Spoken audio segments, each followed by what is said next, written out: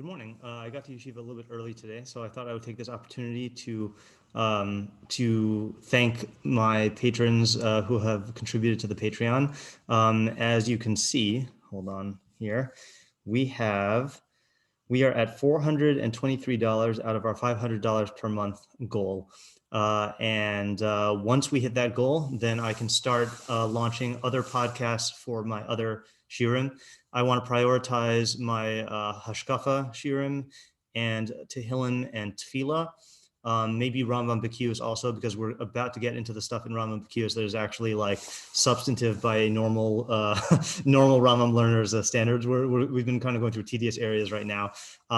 Just to again explain how Patreon works, you may opt to join at one of these 5 tiers, or you can make your own custom amount. So minimum amount is $3 contribution per month. That is the na'ar. $10 a month is the chacham. 20 is the navon. 50 is the tzaddik, and 100 is the chassid. Any amount will be greatly appreciated. Again, I'm initially my goal is to recoup the costs, and then we'll see where we go from there.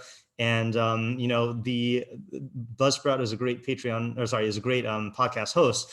But one of the things is that you get what you pay for, and my Mishlei podcast. If you just look at here, so let's see. If you look at the Mishlei podcast, oh yeah, here we go. So right now, the amount subscription-wise that I'm paying to use their service is $24 per month, but that doesn't take into account the overtime charge. And because the Mishlei my average Mishlei shiur is 45 minutes to 90 minutes, then there is an additional amount, which right now for this month, I'm up to $40 extra for the Mishlei podcast. So the Stoic Jew, since it's short, is hasn't cost me that much more.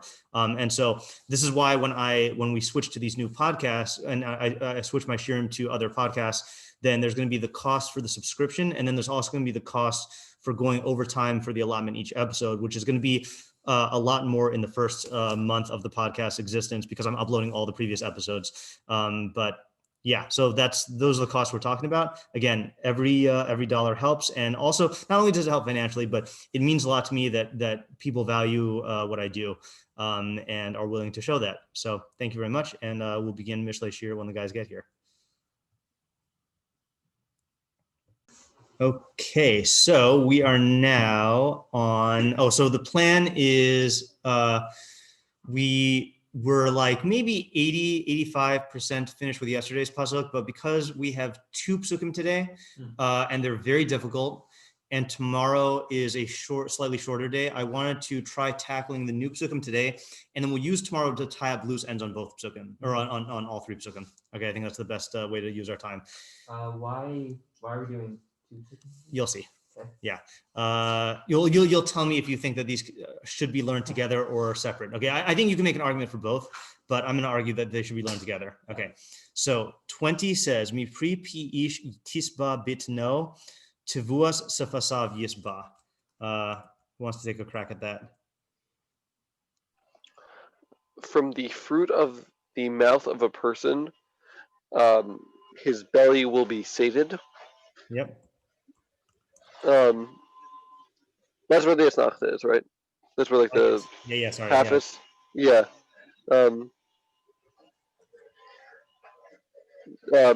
The produce of his lips satisfies. Okay, good. The produce of his lips will. I think it's actually, now that I think about it, I think if it were the produce of his lips satisfied, it would be tis. Like it would be feminine. So I think it's he will be satisfied with the produce of his lips. Okay, yeah. Of his lips. Okay. Then next one. Death and life in the hand of the tongue. Yeah. Well, that has like a very like. Yeah, I know, right? And you don't know the half of it yet. You'll see in a second how. Yeah. How it gets. And I don't know who's someone's loved ones. Yeah. I don't know who grammatically that's going on. What is that going on? The tongue, right? So, and its lovers, okay, i.e. the tongues. Yeah. Will eat its possessive fruit. Will eat, yeah, its fruit. Okay, so can you see why I think that these two are related? Yeah. Because it seems like one long, extremely messy, grotesque metaphor, right? Because you've got like, I mean, Fruit, mouth, whatever. so wild of like, from the fruit of a man's mouth, his belly will be satisfied. So I'm picturing a guy here, like, kind of like regurgitating intact fruits and then eating them and then satisfying himself, his lips making produce. And then his tongue with its hands, he's just like, oh, I love this tongue. And then I'm eating its fruit. Right. So it's just this whole like this anatomical fruit salad, you know, of I could see them. There you want the It's times like these that I'm glad to have aphantasia. what do you say, Isaac? It's time like this what? It's times like these that I'm glad to have aphantasia. Yes. Yeah, what are you saying, Tim? I could see them also not being learned together and just yes, yeah. You could definitely learn them not together. I think when we did this I think this is the by the way, this is marks the end of the preparation with Ken reserves. This is the last one. Yeah. I mean, I think I'm gonna learn with him this weekend also, maybe once or twice, but you know, just want to throw that out there. Yeah, I believe we saw that Mefarshim we saw do learn them together. So I think we're gonna take it together just because I think it'll be more fruitful that way. Yeah. All right. So let's just, before we do the questions, let's just look at the other translations here. All right. So Metzusion, just double check me. I don't think Metzusion says anything. Is that true? Yeah. Okay. So no Metzusion. Sadigon says Tevuos. So he says Umi Tevuos Safasav Yihi Elo Rav. Okay. So what is he doing with the second? So that's on the second half of the first pasuk, right? So what maneuver is he pulling there?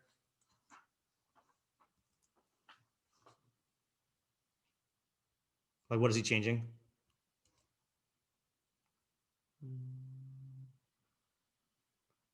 First slight change is mitavuos, right? Yeah. From the produce of his lips. And then this is the strangest one.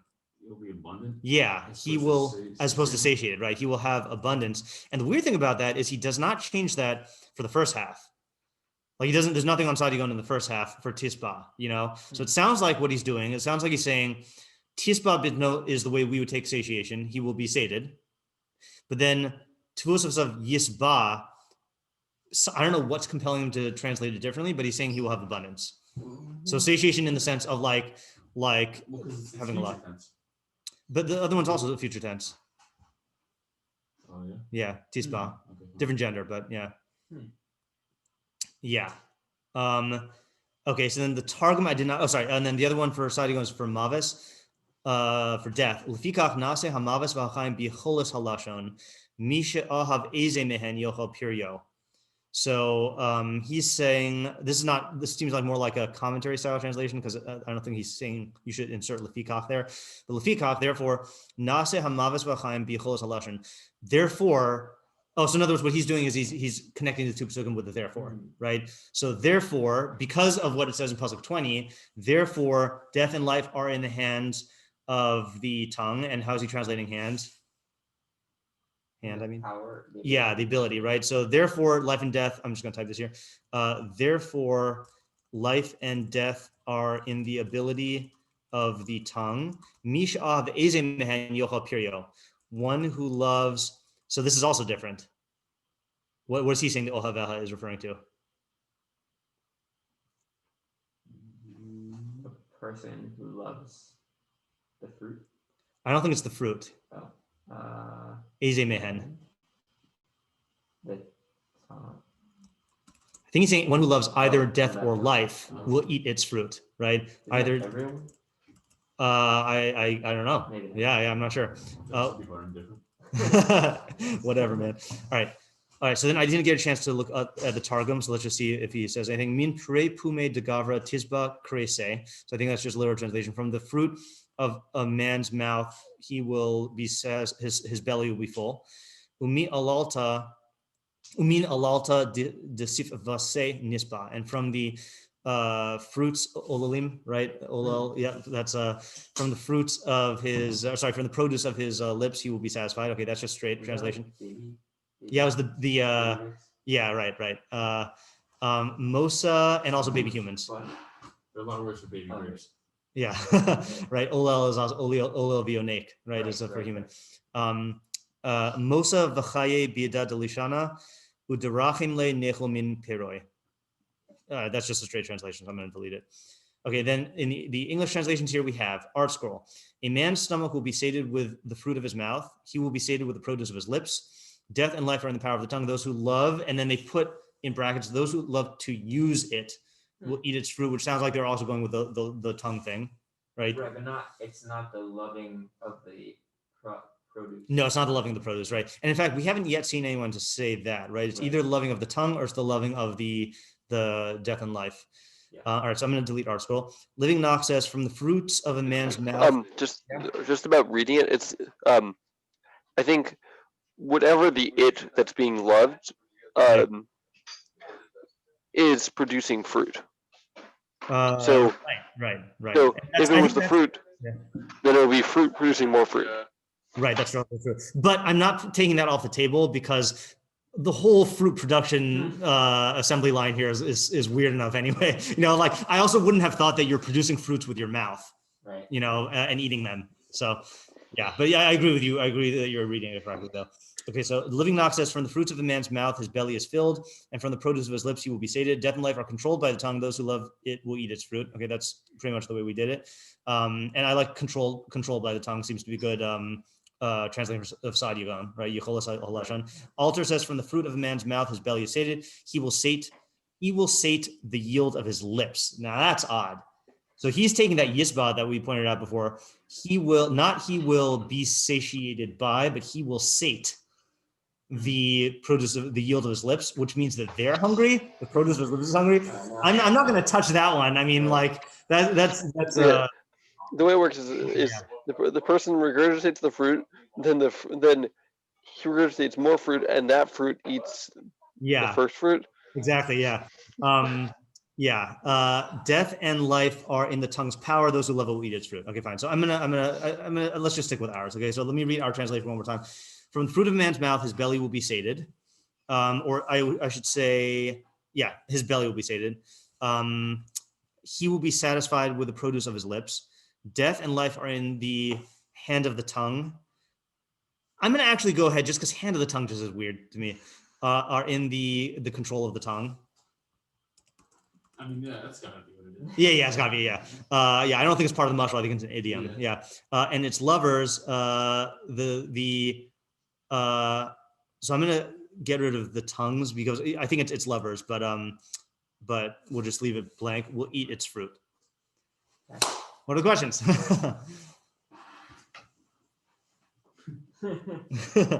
What is the metaphor? That is the main question. What is the fruit? What is being satiated by the fruit?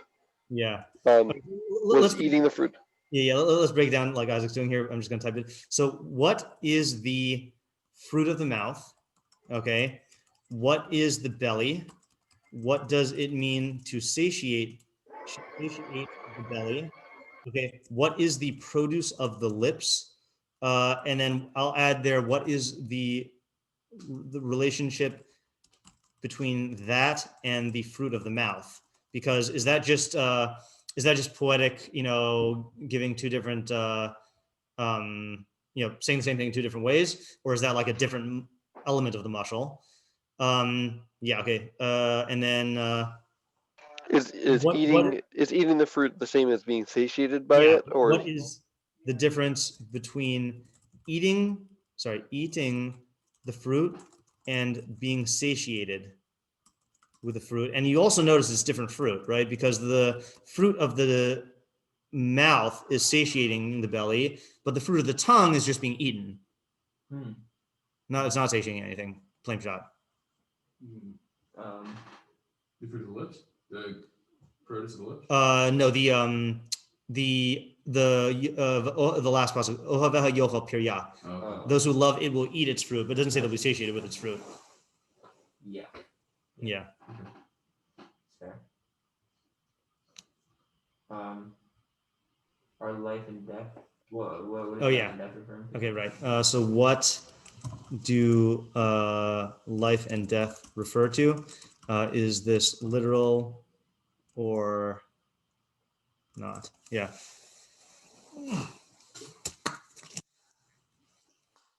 Are they in the control of the tongue? Yeah. In what sense are they in the control of the tongue? I don't know if this is a good question, but with such a, I'll just ask it. I'm not going to write it, but with such a big metaphor, you kind of have to wonder, like,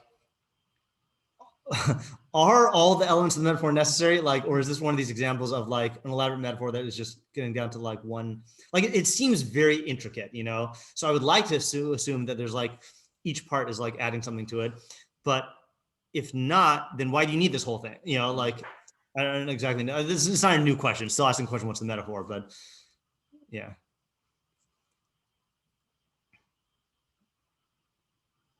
This is also one where it is difficult to see the opposites, even in terms of like, you know, Chacham, Fool, Tzaddik, Rasha, you know, like, what are the opposites here? Who are the players?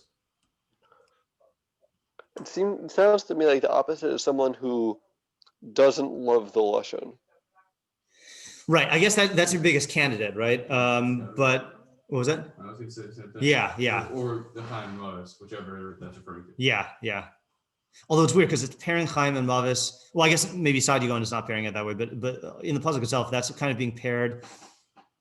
Like that's an entity. So like either you love the tongue, and therefore you're going to eat its fruits, which are Chaim and Mavis, right? Or like you don't love the tongue and you're not going to eat its fruits, which are Chaim and Mavis. It doesn't have to be learned that way, but like that's how it's suggested to me. It's about the Eitz HaChaim. That's what this pasuk is about. They come together, lesson and five and all Yeah, I think so. Yeah, that's what it sounds like. I guess the obvious step, like really obvious step, is just to say that the pre of the mouth is like words. Like so that's that's interesting. I don't know if that's obvious. Oh, yeah? Okay. Yeah, and I'll tell you why. Well, okay. What did he say? He said, to state the obvious, the pre of the mouth is words. Right.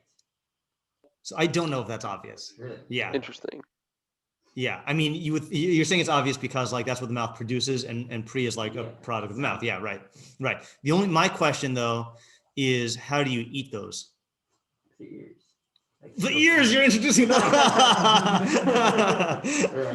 Yeah. Right. Oh man, I'm glad there are no ears here. Well, it doesn't say what organ you're eating with. It doesn't say your Oh man. Yeah. Yeah, imagine if it's heard by the hand of the tongue. Yes. What would be the another possibility other than the fruit of the mouth being words? Facial expression. Eating. Like, physical eating. Physical eating? I don't think it's physical eating. Spit. I don't know. Words. I think the other possibility is it is what your words produce. Mm-hmm. You know, like the results of your words. Yeah. Interesting. And I don't think that's a stretch. I think that's like, you know, and in fact, not you know, again, I don't know how much to read into pre-Gua, but like, what are we discussing being words, or what specific term? Well, we're trying to figure out what fruit of the mouth is. Oh yeah, okay. I thought that we were talking about what man's mouth represented. No, I think mouth is clear at speech. I think. Okay, yeah. Unless we're going to make a difference between mouth and tongue, but I think mouth is and lips, right? Yeah, it definitely seems like speech to me, and yeah, and so I think the fruit. I would definitely say that the fruit is the result of the speech. Right. That's why I'm inclined to think. And I'm also inclined to think that because, like, okay, again, I don't mean this as like a raya, but like tevuah. So pre is, well, I guess both of them could be used this way. Pre is what is produced, but it is also what is like what the yield is, like what the outcome is. And like, I guess maybe it set me on this track with tevuah svasav yishba, that I guess I was thinking tevuah. I don't think of tevuah as just like what you consume. Tevuah is really like what you produce, like tevuah is much larger than like, you don't go out to your tree and harvest tevuah. Like tevuah is like your yield, like what you bring in. Maybe I was thinking about this because of Sadigon. When we tevuah svasav yihi lo rav, he's gonna get a lot. Not a riot, just like thought. Yeah. Yeah, I mean, I think. Who's just saying, Isaac? Yeah. What's the difference between the pre and the tevuah? So I was saying you could talk about a tree producing fruit, right? But tevuah is like on an industrial scale.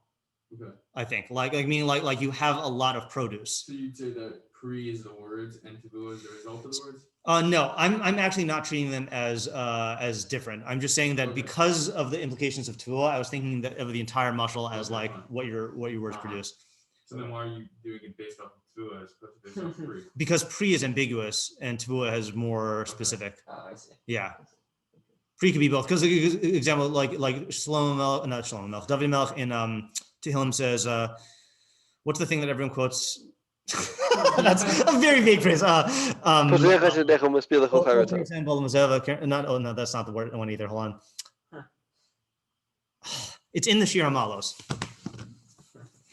Yagia kapaka kisochal ashracha v'tovlach. Yagia kapaka. That doesn't say fruit, does it? Never mind. But yeah, fruit could be. I'm trying. All right, fine. Yeah, I don't know. And again, it's not riots. It's just trying to explain the direction of my mind. Also, I think maybe the main thing leading me to say it's this, other than what you're saying, is like, if you say that the fruit is the words, I just have a harder time thinking about how your belly is sated by your words. But I don't have a hard time thinking about how you say stuff that produces an effect on the world, and then you could be sated from that. Now, I guess I'm kind of taking it like, I don't know if I'm taking the tisba bidno as like nimshal or mashal, Right, it's funny because you're taking the tevuah as like a mashal, not literally produce, but like, well, maybe you are. I don't know, but whatever. Right? Yeah. Are you thinking it? I don't know. I'm not sure. Yeah. What do you say, Isaac? I think the imagery conveyed by Peros is an end result. Like, there's the tree, and the tree is like the thing that causes a result, and then the fruit is the actual result which you partake of. Right. Like, it's the pre is not just the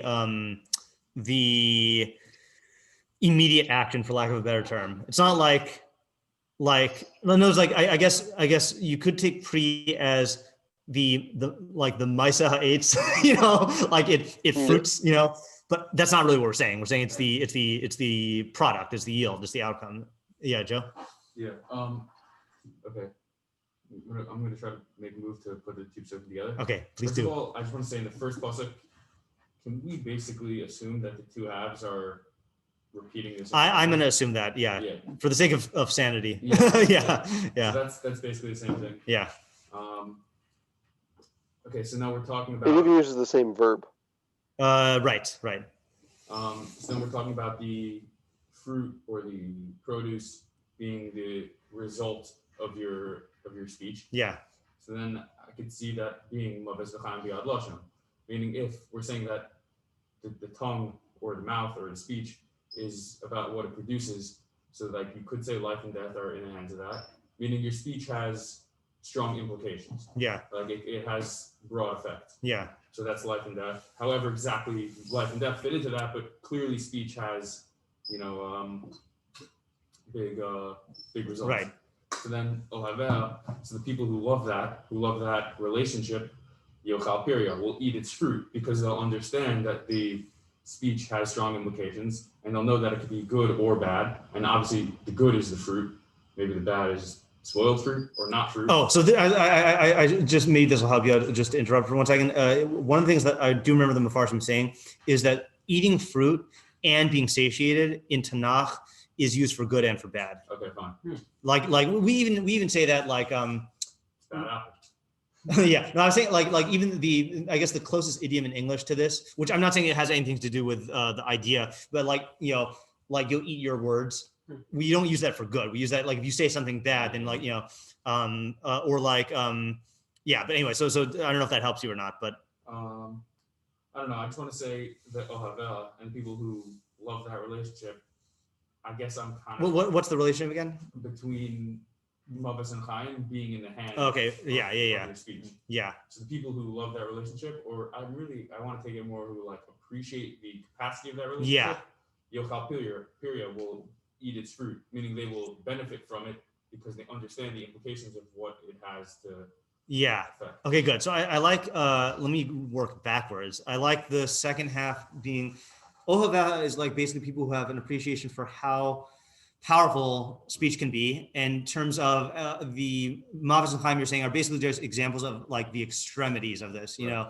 And I think if you just think about it, like, you know, how much, I mean, this is a simple point, but I think maybe it's part of what this is trying to bring our attention to, like how much, if you look at all of the good that people do in the world and all the bad that people do, and if you look at the people who have done the most bad and the most good, how much of it is done through bodily action and how much of it is done through speech? Yeah. You know, it's like if Hitler was not able to talk, if he was only able to like do things with his hands, then like he wouldn't have done nearly as much evil as he did. And like you look at like the people who do good also, like yeah, right. Or like let's say like, you know, you see the thing with I don't know. I didn't read this story, so I can't say it. But like the amount of money that like Bill Gates is now like or has been donating to like to vaccine efforts, it's like an insane amount of money. I mean, not that I'm surprised because it's Bill Gates, but like curing malaria, you know, like all that stuff. It's just like there's only so much you can do with your physical body, but with speech, because you have an impact on other people who can then act,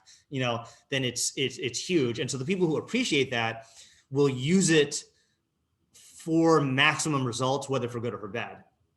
So that now turns out then, right, that the Ohaveha is not even like the good side of the pasuk. Ohaveha could be for the tzaddik or the rasha, really, right? It's just that either you are Ohaveha or you're not Ohaveha. The Ohaveha people will be doing good and bad with the tongue, and the not Ohaveha people will not, you know? Right.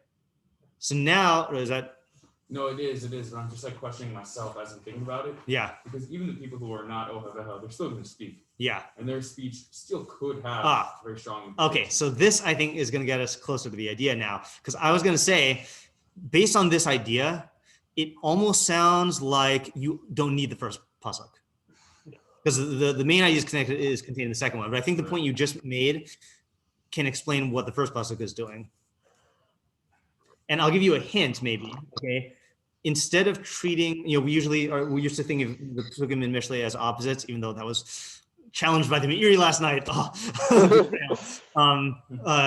We found a Meiri last night who says an interpretation that he says, and the two halves of the pasuk are not opposites. No. Yeah, but that doesn't disprove the theory. It just shows that he holds their exceptions. Anyway, think of this as one long pasuk, and see if that helps. Not necessarily that they're opposites, but think of like 20 as the first half of the pasuk and then 21 as the second half. Right. And ask yourself, or take Joe's approach and ask yourself, what is being added by 20? Well, I guess, I mean, just on the surface, I don't know if it's an opposite exactly. But, yeah. Everyone's going to be sated by, like, something is going to happen. There you go. Words. Yeah. So, like, it could, like, the first half is just saying, like, it will happen. Yeah. And the second half is like, so you exactly. Yeah. Okay, good. So I think the main idea, which is like and this makes the weird imagery make sense. Okay.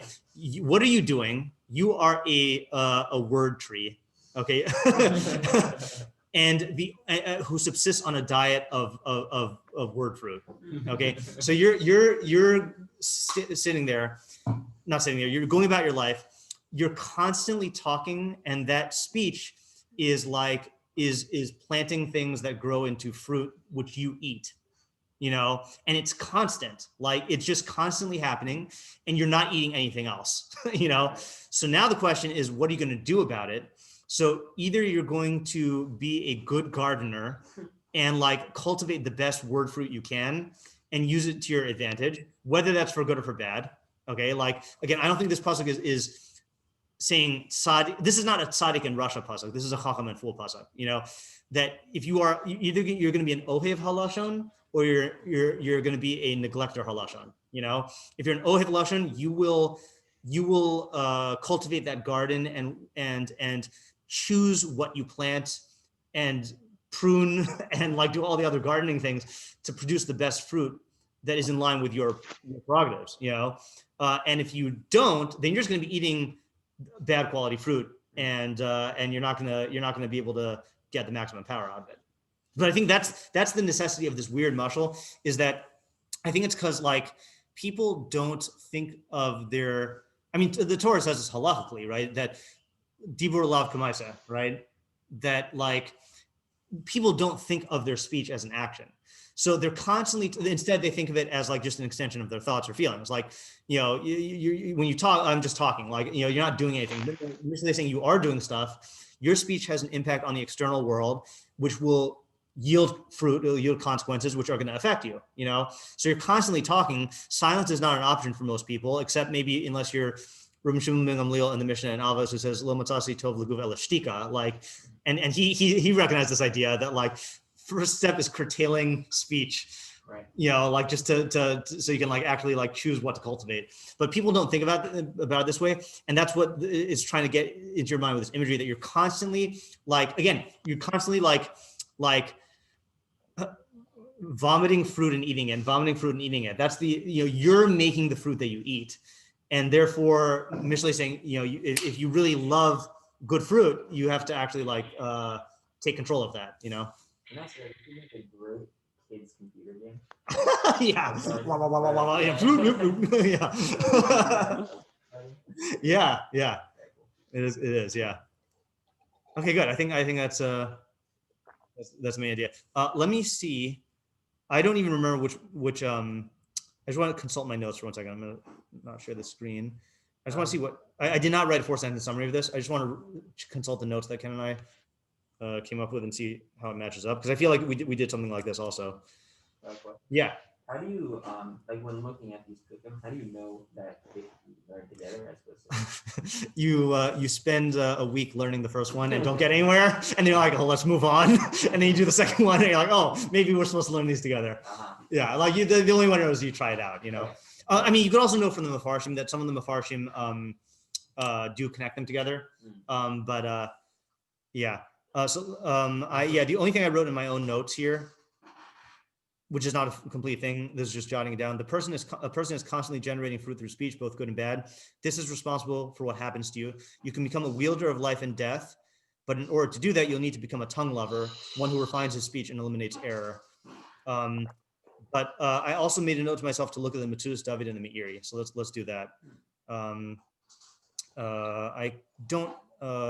Let's see. I have to get this up on All Torah, because I don't know where I put my PDF. Okay, let's see here. Isaac, did you want to say something? Or no. Okay.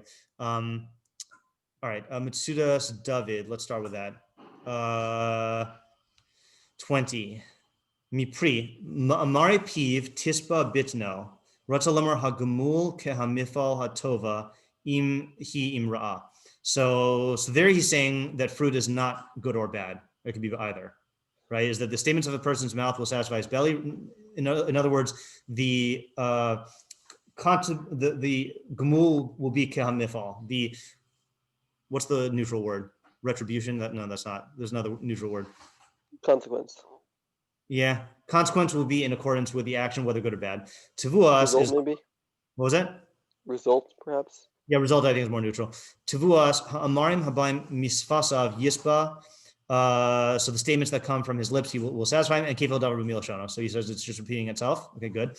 21 biyad lashon b'koach lashon masur hamavos v'chaim. So into the power of the hands is given over death and life. Im Yedaber b'divrei Torah yechiev im b'lashon hara yamos. Okay, so he takes it into a very specific type of good and bad speech. I think this was like one of the Chavetz Chaim's favorite pesukim. Oh, yeah. I think, other than Mia Isha Chavetz Chaim. I think he quotes this. It's been so long since I've read the Sefer Chavetz Chaim, but the Ohaveha ha'ohev laharbos ba amarim. Oh, that's interesting. One who loves to say a lot.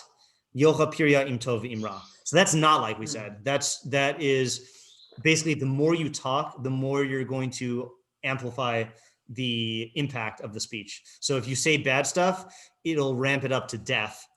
And you speak a lot, it'll ramp it up to death. But if you say good stuff, then it'll ramp it up to life.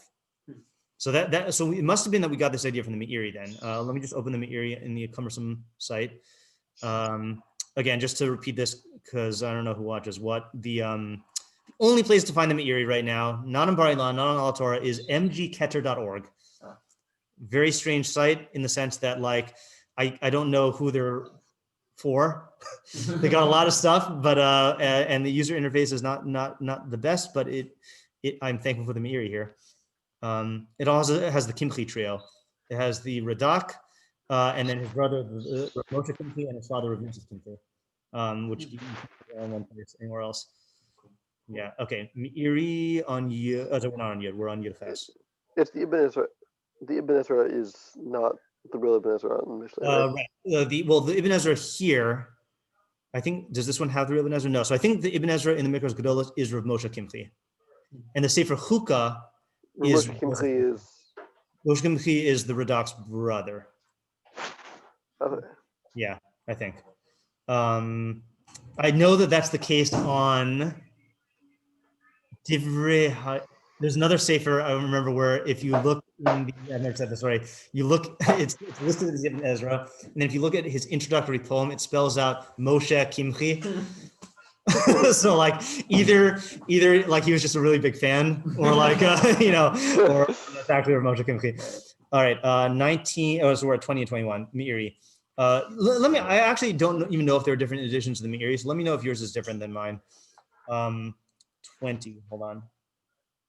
Where does it begin? Even hard to tell. Hold on. There's no real pairs on 20. You combine with 21. Oh, okay, good. Like there's a Dibur Moscow, and then it just. Yeah, and he does that a lot, by the way, the Meiri specifically. Okay, here we go. So Zehe'ara, is that how yours begins? Yeah. Yeah, Zehe'ara lishmor halashon mishigia k'vi hayichola. So this is a He'ara in Meirian speak is it's like a lesson, or it's like a practical advice. So to He'ara, to be, I just lost my place again. Oh, to be careful from error to the greatest extent possible. Because it will be the cause of all of the occurrences that happen from outside. Whether from people in regards to vengeance and reward, or from God. Okay, so he's not limiting the types of consequences we're talking about. He's saying either the impact of the speech in terms of how people will react, or God, like in terms of like lashon hara, divrei Torah, etc. All right. So he says it's the same thing, right? It's just referring to dibor. Speech will bring about whatever is proper to him from it. Therefore, death and life are in the hands of the tongue. So that's like what we were saying. Lover of the tongue means one who strives to correct his statements, to like make his statements good. Calculated and fixed. Each one of them will eat. He will eat each one of them will eat their fruit. And in the nigla, meaning the open interpretation of Mishlei, then this is talking about all topics. So it's just all consequences of speech. So that's the end of his nigla interpretation. Should we read his nistar just for kicks? I haven't read this yet. Nistar lishmor piv lishona meharbos torav yisale. Oh, I have read this one. This is a lesson that you should be careful in ascribing things to God. Don't give attributions to God, right? All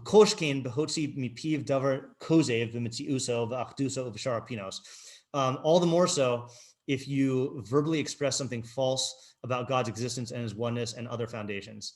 Yeah, this is I gave a 2-session shiur on the Rambam's view of music to my my Lamdeha students, and we ended up talking. What was it? A 2-second shiur. 2-session. I think yeah, 2 yeah, got to be concise as possible. And one of the things we were talking about is like whether songs like God is here, God is there, God is really everywhere, like whether that is whether that's acceptable to like use for kids or not, because it's reinforcing false ideas of God.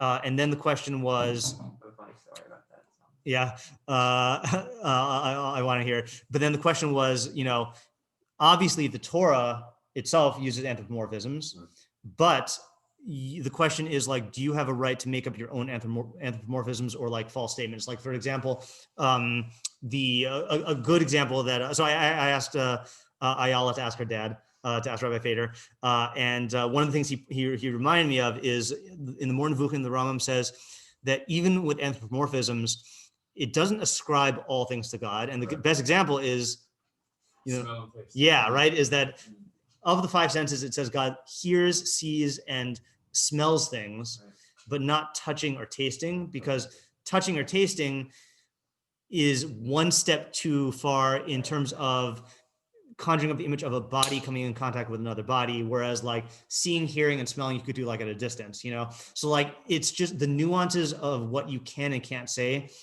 about God are very, like, it's a very delicate balance. Like, you know, like the Ram says, like the Gemara says, if it weren't for the fact that Anshe Knesset HaGedola, sorry, if it weren't for the fact that Moshe Rabbeinu said Hakel Hagibor Vanora, yeah, yeah, right. Then and the fact that the Anshe Knesset HaGedola, which had Nevi'im, if it weren't for them, we wouldn't be able to say it in our tefilos, you know. So like being very careful about innovating your own statements about God that are about his essence. And I think that's why, I mean, he says, Mitziuso v'achduso uvshar pinos.